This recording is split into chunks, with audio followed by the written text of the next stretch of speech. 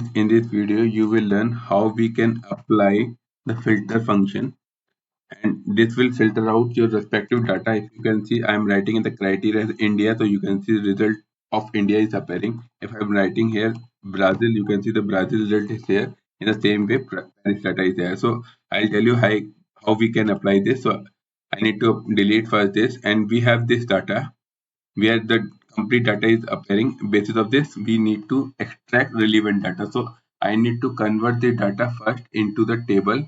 So I will go into the insert menu and convert this into table. So, and you need to apply this table for as any name. So I'm applying it as a list. So you can see this data is converting as a name of list. So I need to go first here, search. So now I'm applying the filter array. What is array? So I've already given the name is list. Then include, so is number I need to apply first.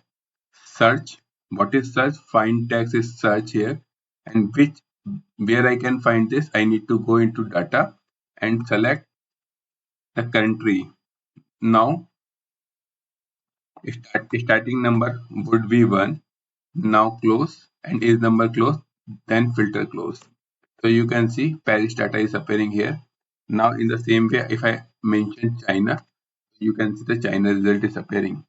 In the same way, Paris result is appearing. So if I suppose I am deleting this, you can see complete data is appear. So what I said, if I mention anything here, the data will be appear on the basis of this. So if I am applying here the if function, if this value equal to 0 or blank, then result would be blank. Otherwise, it would be showing as this. So you can see now no data is appearing. Suppose if I'm writing here China, so you can see the China result here. If suppose I'm did as any mistake in the criteria, suppose I'm writing a China, so you can see here the calculation error. So I need to apply if error function with this formula.